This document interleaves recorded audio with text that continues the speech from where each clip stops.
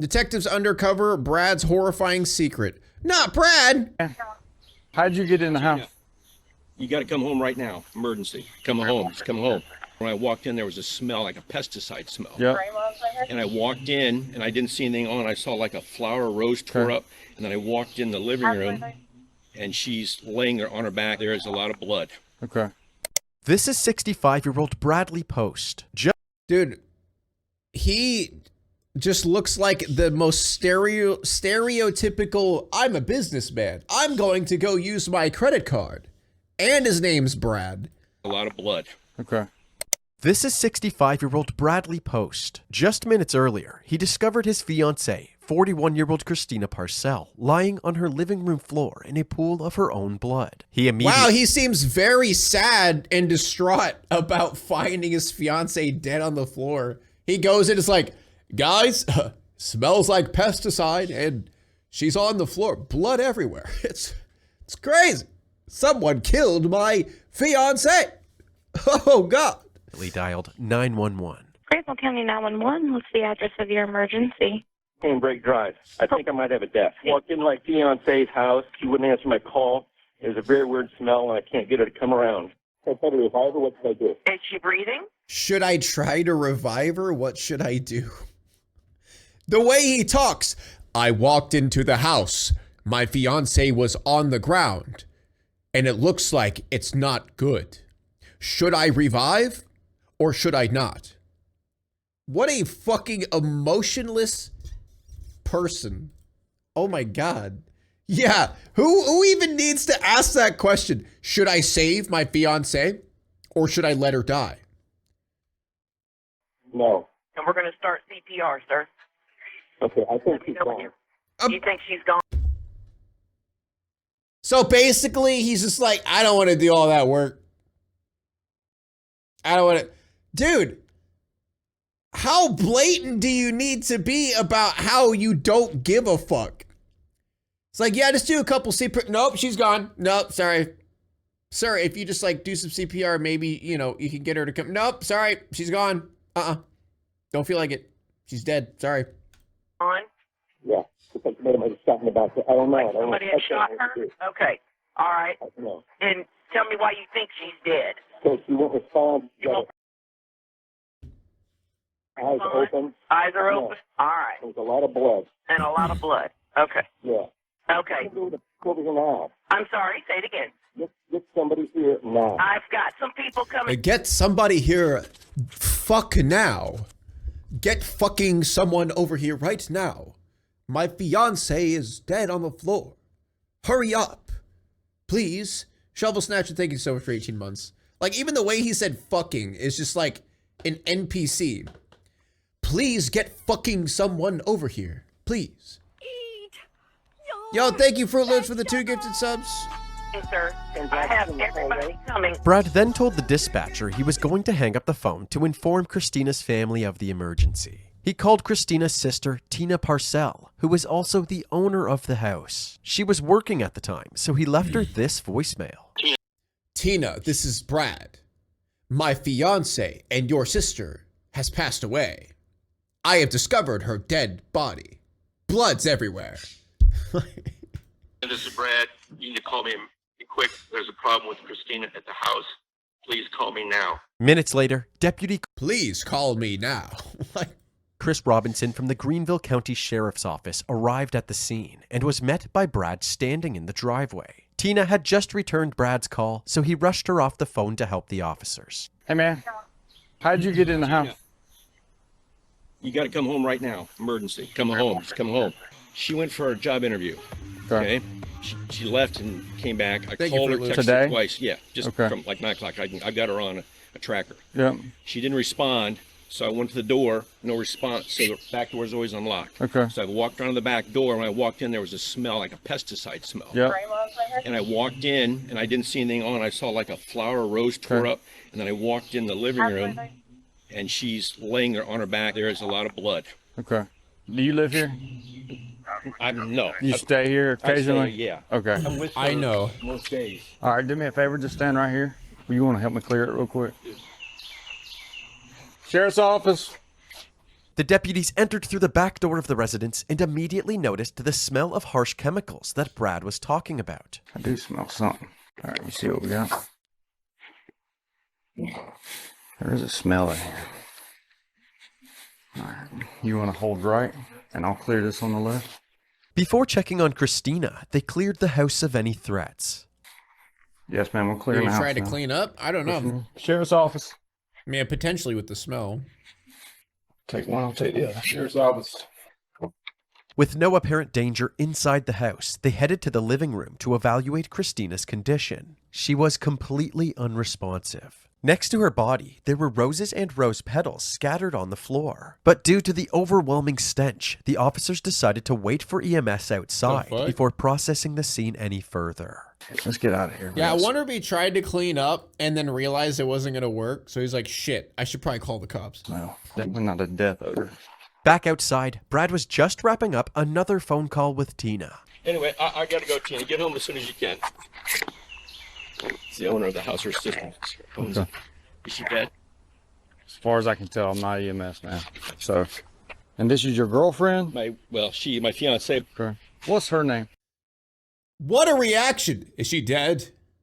Oh, okay. Christina Lorraine Parcell. Son of a... You got a young daughter that's 9. As EMS arrived, the deputy asked Brad if he What a knew of anybody soulless who would piece of want to shit, harm dude. Christina. There's been a custody battle. This guy's been he's a threatener, he's a thug. Dude, a thug? A threatener? A thug? A threatener? Like, okay. I'm telling you, person of interest will be John Mello. The person that Brad just mentioned, John Mello, is Christina's ex-husband. Apparently, Christina and John had been fighting for the permanent custody of their daughter, Aida, and things had gotten ugly. Tell me about this other dude.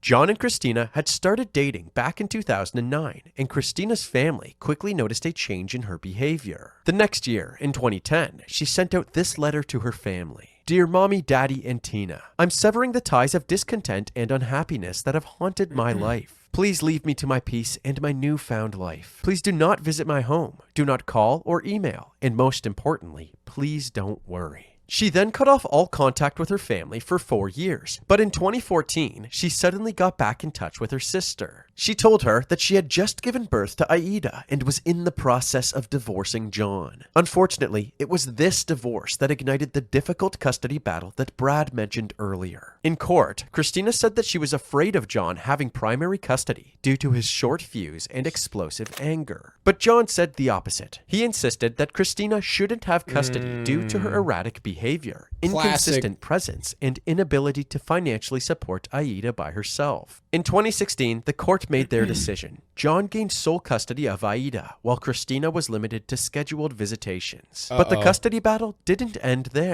In the following months, John contacted the police and social services multiple times, accusing Christina of drug use and misconduct during these visitations. The Greenville County Sheriff's Office launched an investigation. Damn, that picture goes hard. This picture goes fucking hard. And found no evidence to support these claims. In an attempt to catch Christina in the act, John began following her. This backfired, and he was charged. What is this edit, my guy? What? The act, John began following What her. is that? What is that edit? Yo. The act, John began following. All right, plus 10 points. Plus 10 points for the editing. This backfired. It's the and he was threatener! charged and arrested for stalking. Even after being charged, his obsessive behavior continued. And in 2018, John was charged again, this time with harassment. However, both of these charges were ultimately dropped, likely a result of the accusations being hearsay. Things seemed to stabilize over the next 2 years. John remained as primary guardian of Aida, while Christina was entitled to weekend visitations. But suddenly, on October 7th, 2020, Christina received a distressing email from John. It read, "We are out of the country, phone not working. Be advised, we won't be able to fly back for Friday exchange. Sorry, more later." Over the next few days, Christina did everything in her power to figure out where John had taken their daughter. She went to Aida's school, East North Street Academy, and learned that John had withdrawn her from the Greenville County school system. So, she sent an email to John saying, "Please tell me anything you can about where our daughter is and how she is doing. I'm scared and I miss her so much. When am I going to be able to see her? Please." 3 days later, John responded saying, "I am not ignoring you, just super busy. Please do not bother people about us. She is doing great. She is happy and healthy. It's just a new setup. That's all, new rules. Thanks. Stay well." While she continued looking for clues about their whereabouts, John suddenly... Dude, this goes deep. What the fuck? Why does this go so deep? ...updated his cover photo on Facebook. In the photo, a random woman had her arm around... I honestly thought it was as simple as Brad was just jealous of the ex-husband or something like that, and then all of a sudden, boom, bam. But all this? Aida, and they were posing in front of an old building. Christina zoomed in on a banner in the background and realized that it had Italian text on it. After doing some more digging, she found out that this building was in Rovigo, Italy. Christina contacted several agencies, including the Greenville County Sheriff's Office, the FBI, and the U.S. State Department. They were able to confirm that Aida was safe and well, but it was ultimately determined that John had violated Christina's visitation rights. In May of 2021, Christina brought Aida back to South Carolina while John remained in Italy. Dude, poor kid. Oh my God. Poor kid, dude. She, like, dealing with all of this garbage, man. 3 months later, in August of that same year, all of Christina's neighbors received envelopes in the mail. The envelopes contained several items suggesting that Christina was leading a double life as an escort, operating under the pseudonym Caroline Warren. Christina was certain that John was responsible for this. However, he was still in Italy at the time, and the two locations printed on the envelopes were Greenville, South Carolina, and Knoxville, Tennessee. Perhaps the person who mailed these packages was the same person who brutally attacked Christina. While the deputies questioned Brad, the EMS confirmed that Christina had died. She hadn't been shot as Brad initially thought, but had actually been stabbed dozens of times. Jesus. Brad was then asked to provide a timeline of events leading up to the discovery of Christina's body. And when was the last time you spoke with her? Hold on, I'll tell you exactly. Last time I talked to her was 8:15 a.m. Outgoing call, 10 minutes. She was on her way to a job interview. After Christina went in for her interview, a couple of hours passed and Brad didn't get an update on how it went. He tried to call her, but she didn't answer. So he decided to go to her house to see if she was home. Because normally when she leaves somewhere, she'll send me a text as I'm on my way back. Right. And I didn't hear from her. But at this point, I'm getting worried about where we are. I really don't know if I want to comment more. I want to help you, but if this is what I think it is, that's fine. The deputies respected Brad's wishes and the questioning stopped there. But he remained on the suspect list while they continued their investigation. Wait, Brad has emotions? Lead Detective Sergeant Jared Spark. No, he doesn't. Did you see how quick Brad swapped from being sad to just being normal? I feel like that's always a huge telltale whenever someone is guilty or they don't really care about like how they killed someone. They'll like fake cry for a little bit. And then all of a sudden it's like, hey, can you do this for me? Oh, yeah, sure. And then just like lock in and just don't have emotions anymore. Wanted to confirm Christina's timeline, so they began gathering surveillance footage along her route that morning. At 8:34... Dude, if Brad... I mean, I assume Brad is the one since, you know, it says it in the title. But if she had to deal with that one dude and then Brad, oh, man. a.m., Christina was captured entering the Valley Walk Animal Hospital. John and Brad. To attend a vet technician job interview. The interview seemed to go smoothly and lasted about 10 minutes. Christina then left the clinic and headed home. At 9:07 a.m., she was captured arriving home by a Ring doorbell camera 3 doors down. The most crucial footage the detectives found was from the Ring camera directly across the street from Christina's house. At 9:15 a.m., the Ring camera is activated by a vehicle passing by. At that exact moment, a random person can be seen entering the front door of Christina's house. This door leads directly into the living room, where her body was discovered. From this footage, the detectives determined that the person entering the home was a white male with a slim stature, wearing a black bag. a gray sweatshirt, and black pants. With this description in mind, they continued searching around the neighborhood for more footage of the suspect. They were able to find footage of someone with the same build, on a bike, riding away from the scene at exactly 9:27 a.m. 12 minutes after the suspect entered Christina's house. In this footage, the individual was wearing a black sweatshirt, black pants, and a medical face mask. The suspect likely got blood all over their clothes while committing the crime. So although— Wait, did he hire someone maybe? the biker was wearing a different sweatshirt than the person who entered the home, the detectives had a feeling that this was their guy. Then, 1 minute later, the same biker can be seen on another Ring camera.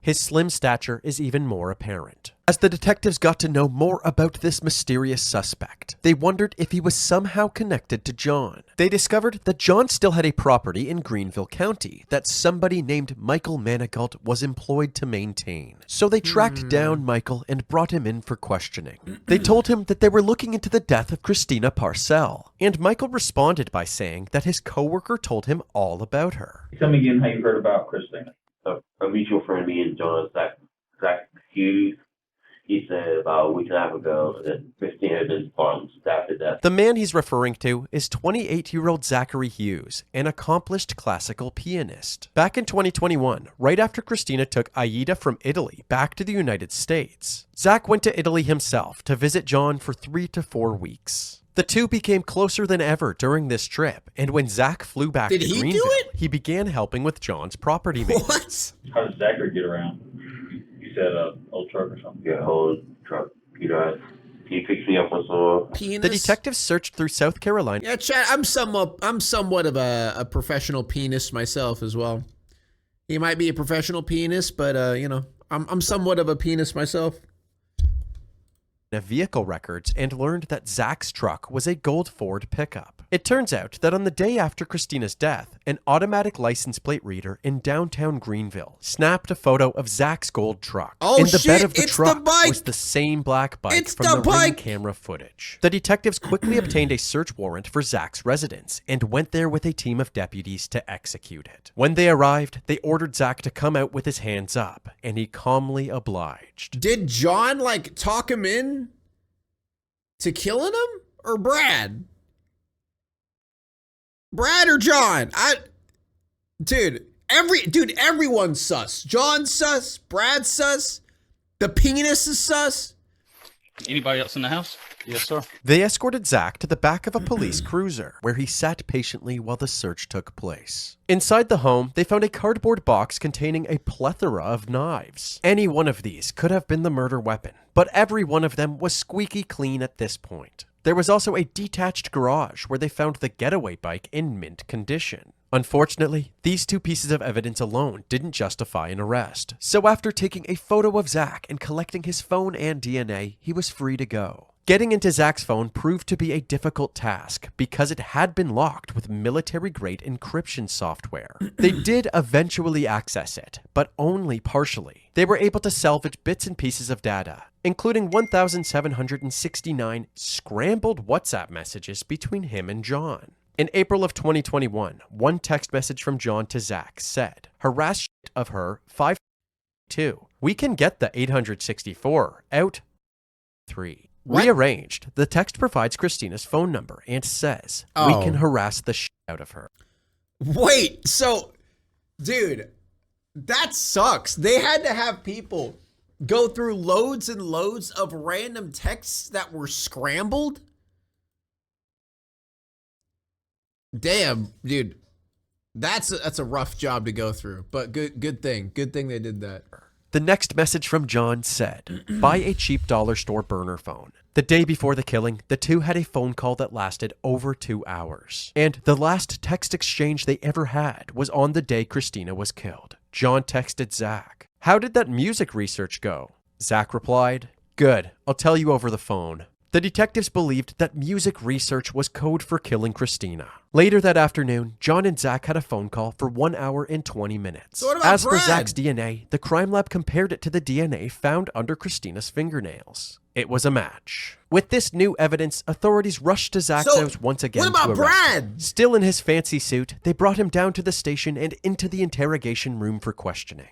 However, just as they were about to begin, Zach's defense attorney advised him not to speak to the detectives. For now, he was taken to the Greenville County Detention Center and placed behind bars. He was charged with murder, possession of a weapon during the commission of a violent crime, harassment, conspiracy, and first-degree burglary. Last year, I interviewed Zachary Hughes about a special Beethoven Sonata series he was working to perform. Now the Greenville County Sheriff says Hughes is behind bars for a brutal, violent murder. But I think it was more than obvious that he intended to kill her, and he went over there for that reason. And talking about the murder itself, it was very intentional, for sure. We don't know why. We don't know what his motive really was. Zach's bond hearing took place on April 6, 2022. His friends and family claimed that he was truly a good person, and since he was innocent until proven guilty, bond should be granted. Zach lived with us for over 2 years. We talked with him every day. He was recruited to teach online, providing musical teaching to underprivileged children. Dude, that doesn't absolve him from murdering someone brutally just because he teaches kids piano. Also, you're not fooling anybody with this beard line, bro. That does not give you a jawline. You shave that thing off, there's nothing there, bro. You ain't fooling nobody. This is the character of the man that we're talking about here today.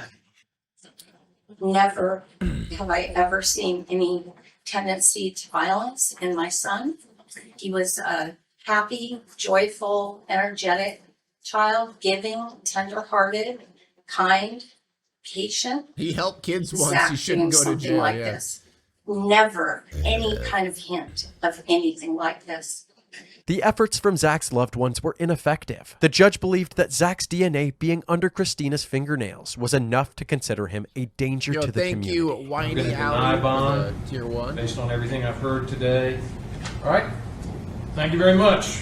Zach remained behind bars leading up to his trial, which began on February 11th, 2025. The prosecution kicked things off with a 7-minute opening statement, saying that Zach had injected himself into the custody battle between Christina and his good friend John. They didn't explain much further because they believed that the evidence would speak for itself. You're going to find beyond a reasonable doubt, and the evidence will show that Zach Hughes is a cold-blooded killer. And he committed murder, he committed harassment, and committed burglary first. Thank you. Typically, this is when the defense would present their opening statement. However, they decided to hold off until the prosecution rested their case because they had something up their sleeve. The prosecution introduced several witnesses who were present at the scene, including medical examiner Claire Rose, who inspected Christina's injuries. What jumped out at you as you were going through there to mark of significance in your report and in your findings? So I found that there were 35 sharp force injuries to Ms. Parcell. They also brought Tina Parcell to the stand to describe the tumultuous custody battle between Christina and John, illustrating just how ugly things had gotten between them. Family law attorney Vanessa Cormelo, who represented Aida during the custody dispute, said she believed John would have done anything to keep Christina separated from Aida.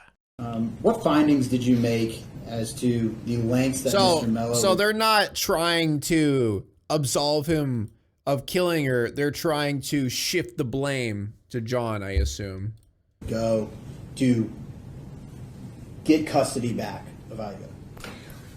He was very clear that there was nothing off limits. He was, like I said, threatening, harassing, intimidating, hundreds and hundreds of emails. This was the worst case I've ever worked on. I think in May of 2021, I brought a motion to the court asking for a psychological evaluation of him. After 31 witness and expert testimonies, the prosecution rested their case. It was finally the defense's turn to present their opening statement, and they had some unexpected news for the jury. Zach is going to testify because Zach has been waiting for this opportunity to tell a group of people like you what really happened. Okay. Which is that he took the life of Christina Parcell. And crucially, he's been waiting and wanting to tell you why. So what is murder? Murder is the killing of somebody with malice aforethought. And what is malice?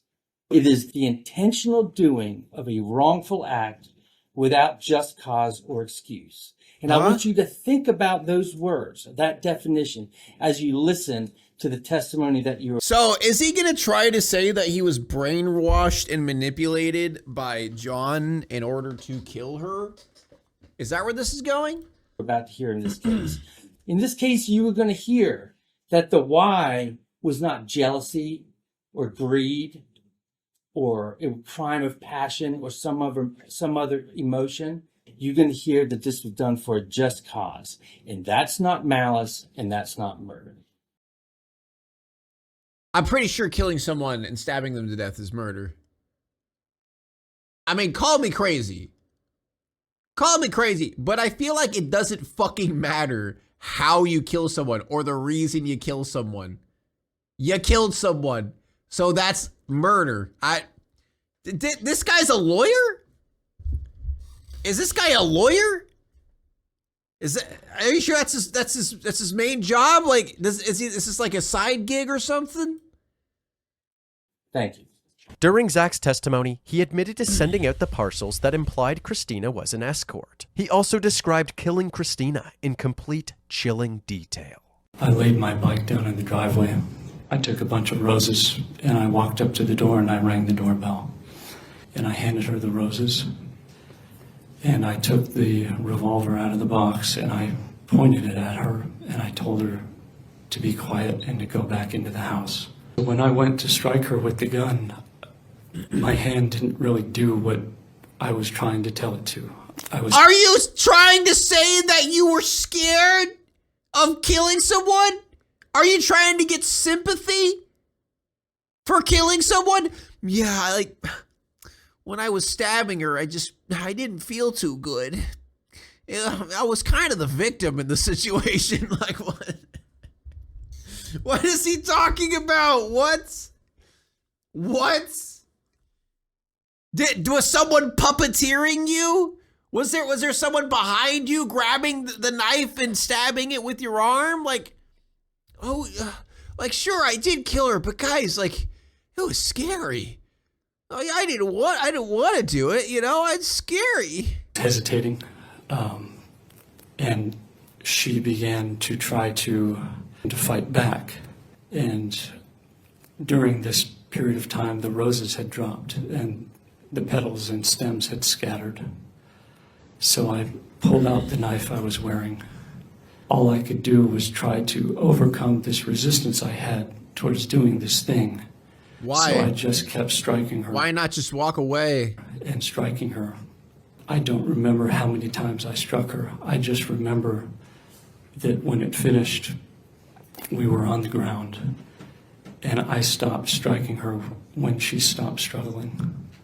I looked in a mirror before I left to make sure everything was in order, and I saw that she had scratched my face. And of course I realized that this could leave DNA. So I used the paint thinner to try to clean her hands.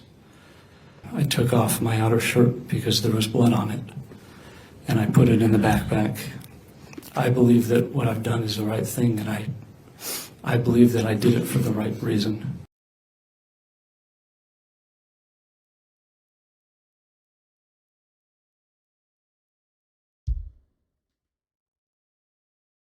I'm sorry?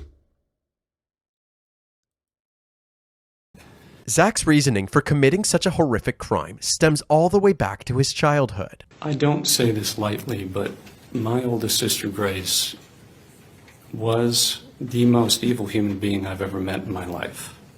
I would describe her without reservation as an affectionless psychopath.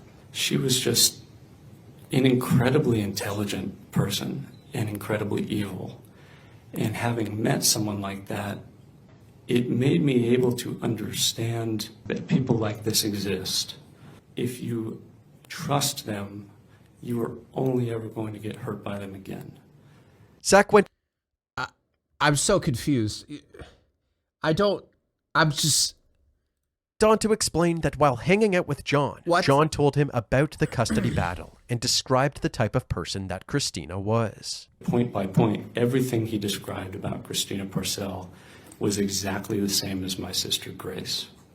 So because she happened to be, say, a narcissist, or even if she was a terrible person,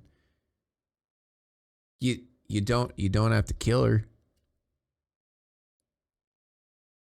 You don't have to kill her. And also, this seems like a little bit of I don't know, a little bit of what do they call it? Victim blaming. You're blaming her for you killing her, my guy. You're saying it's her fault that you stabbed her to death brutally.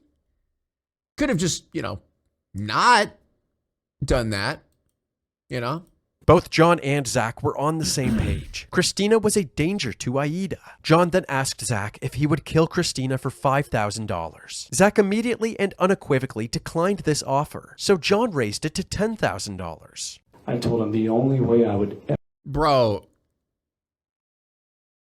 did he really ever consider taking action like this is if I was absolutely convinced that his daughter was not only in danger, but that the only way to rescue her from that danger would be to take Christina Parcel's life. As the months passed, John kept Zach... You killed her because you think she's a bad mom? What? updated on the custody dispute and how Aida was doing. Eventually, Zach learned a twisted secret behind Christina and Aida's relationship and felt that he had to do something about it. He first sent out the envelopes, but essentially nothing came of that. So he resorted to killing Christina. As soon as I left the house, I felt the most enormous wave of relief wash over.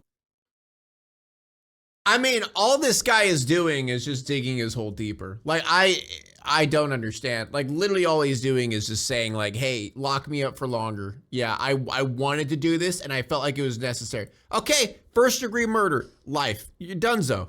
Donezo, that's fine. Keep going. Keep yapping, psychopath. For me, because I knew from that moment on, Aida would be safe. It's not your daughter. Aida would be safe from that her mother was perpetrating on her. And there is proof to that the state is hiding from you. Instruct him to be quiet. Okay, you need to stop talking. This may seem like a baseless accusation, but there is some vital context that might make you think otherwise. At the beginning of this investigation, Brad allowed the detectives to search his phone so they could rule him out. What they ended up discovering was something they never would have expected. The contents of Brad's phone indicated that he and Christina weren't just physically abusive, they were abusive in other ways as well. Brad received 7 charges.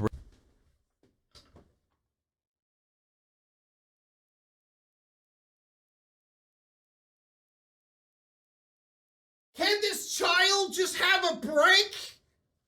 Can this fucking child just have a goddamn break? Are you kidding me? Oh my god. So literally every person is fucking terrible. And the only sane person is the child who is just receiving all this bullshit. She gets sexually abused by this fucker. And then her dad hires someone to kill her mom. I don't know, maybe call the cops on them? Find proof and call the cops and not kill... Dude, I can't. Just lock everybody up. Lock everyone up. Just please, put all of them in prison, I'm begging you.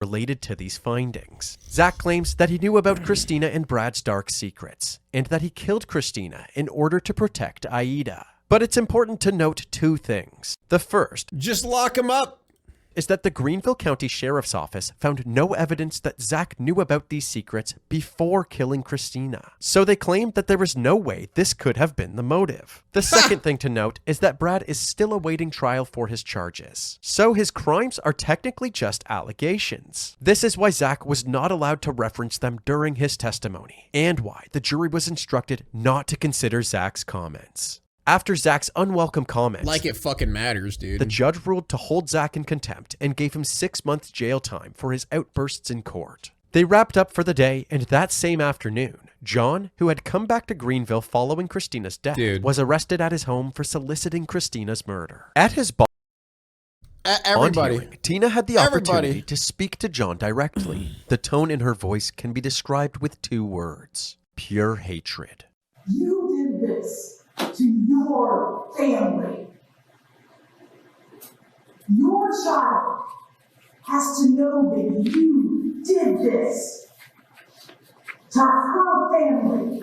John was initially denied bond, but a circuit court hearing was scheduled to determine whether he would be granted a bond or be held in jail until his trial. The next day, it was the prosecution's turn to cross-examine Zach. They didn't want Zach to have another opportunity to say things that the jury wasn't supposed to hear, so they decided to ask Zach just one question. Mr. Hughes, when you dragged Christina Parcell across the floor of the front room where you killed her, did you drag her by her arm or by her ankle? I don't remember for certain, but I think by the ankle. That's all the questions I need to ask this, Your Honor. During closing arguments, the prosecution claimed that Zach was lying to himself when he said his actions weren't malicious. The defense drilled in the notion that even though Zach admitted to killing Christina, that does not mean he is guilty of murder. They said that he... Does he not know what murder is? Does this stupid fucking lawyer not know what murder is? Yeah, sure.